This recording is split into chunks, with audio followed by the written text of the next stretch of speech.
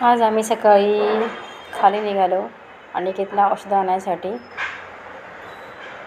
आयुष्याची मस्त चाललं. आज तर पाऊस नव्हता पण हवा खूप सुटली बघा.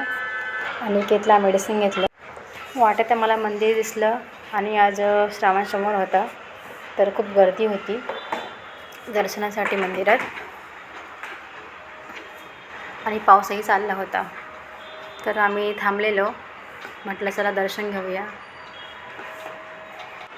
गर्दी होती, मग आयुषी चिप्स खात बसलेली खुर्चीवर.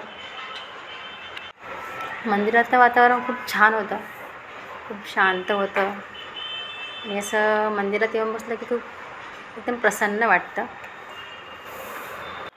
आयुषीने पण दर्शन करून घेतलं देवाचं आणि फायनली आम्ही घरी आलो. आयुषी चल.